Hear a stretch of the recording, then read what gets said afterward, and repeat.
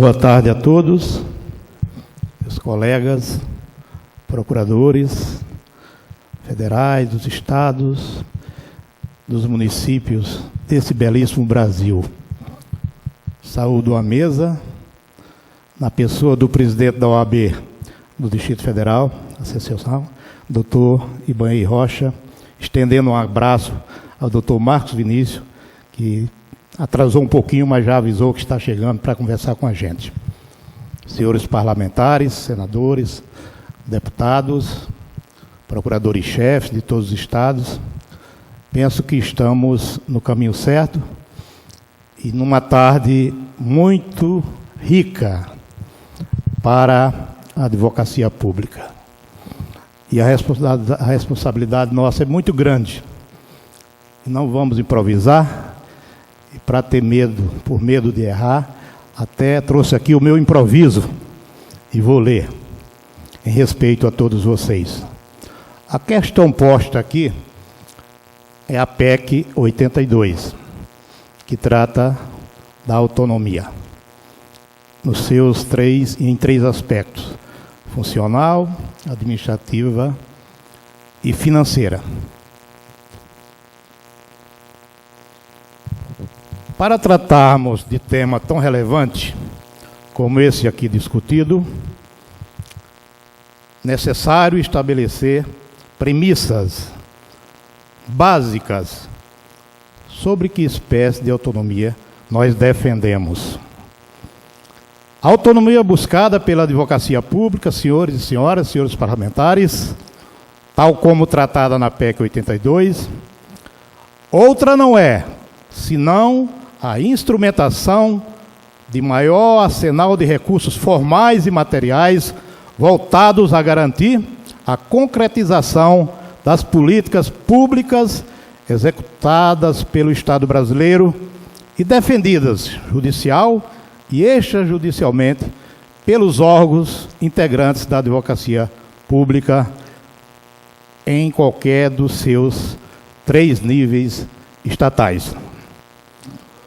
Buscamos apenas condições para assegurar a maximização dos resultados já expressivamente apresentados pela advocacia pública nas últimas décadas, que evitou e continua evitando a sangria de centenas e centenas de bilhões de reais em ações de massa, que a toda hora são ajuizadas contra os entes estatais.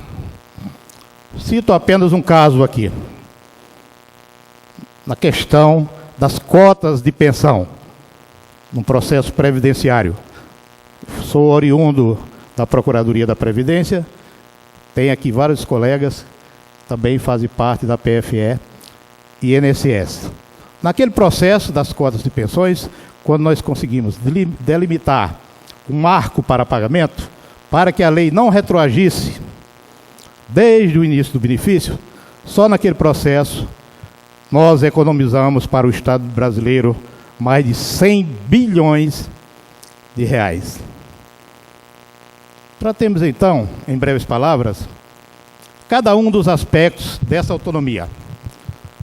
A autonomia funcional visa garantir não que o membro da advocacia pública faça apenas o que lhe aprouver.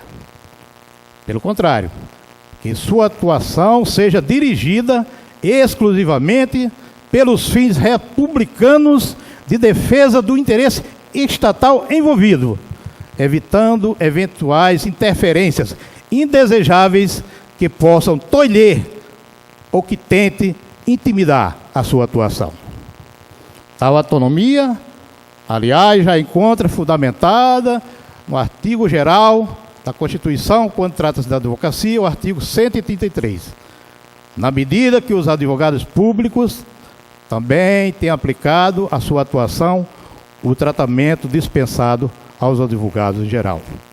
Portanto, a proposta de emenda, nesse particular, apenas dá o tratamento específico à advocacia pública. Autonomia administrativa. Queremos a organização dos órgãos da advocacia.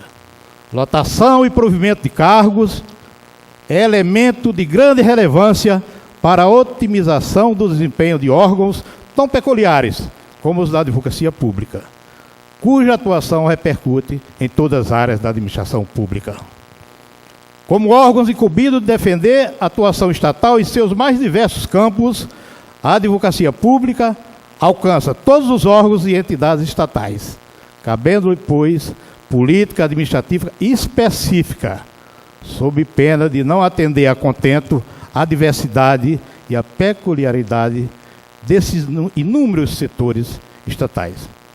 Imprescindível nesse contexto que caiba aos próprios dirigentes e os membros da advocacia pública a aferição sobre a necessidade de realização de concurso para preenchimento de vagas nos seus diversos cargos, criação e extinção de órgãos, assim como a adaptação da estrutura administrativa ao dinamismo da expansão do poder judiciário, que se expande a cada hora. Indo para o interior, nos estados também, a criação das comarcas, as procuradorias estaduais têm que acompanhar isso, sob pena de não serem atingidos a contento os fins constitucionais que nos são a nos é atribuído. Autonomia financeira. Dentre os diversos elementos que podemos citar para justificar a autonomia financeira da advocacia pública, releva-se o elemento de ordem estritamente prática. Por exemplo, a política financeira de contingenciamento de recursos orçamentários. Como resultado do trabalho da advocacia pública, sobretudo no campo da defesa judicial, esse resultado aparece no futuro, da contestação até o fim do processo do precatório. E aí pode-se ir muitos anos. No momento do contingenciamento, o administrador pode achar, tem aquela falsa impressão, que está tudo bem. Corta a verba, deixa tudo para lá.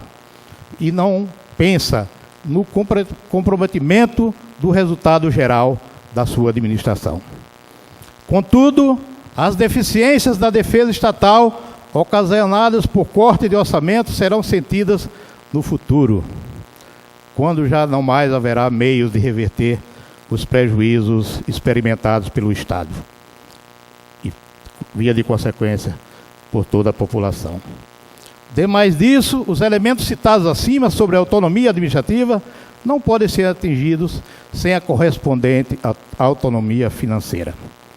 Ora, de nada adiantaria, por exemplo, um advogado-geral, um procurador-geral, projetar a expansão de órgãos para acompanhar a interiorização, seja na Justiça Federal ou na estadual, sem que tenha autonomia de fazer constar na proposta de orçamento federal do Estado as verbas correspondentes para a concretização dessas metas. Evidenciado está, portanto, tratar de autonomias administrativa e financeira como matérias correlatas e interdependentes. Já concluindo, de todo o exposto, resta a conclusão intangível de que urge sejam expressadas especificamente no texto constitucional as garantias da autonomia funcional, administrativa e financeira da advocacia pública. Garantias essas que não representam nenhuma vantagem carimbada, não é para o procurador, não é para o advogado público, tem um membro, mas sim para toda a sociedade brasileira, para o bem de todos nós, de vocês e do povo brasileiro tão carente de uma atuação como a nossa, que está aí, e o governo não quer ver. Eu tenho dito ao pessoal com quem eu converso, que o governo não quer ver que tem na advocacia pública o caminho para ter os meios para resolver toda essa deficiência de recursos, e especificamente saúde e educação, e cuidar melhor do povo brasileiro. O caminho é a autonomia da advocacia pública. Muito obrigado.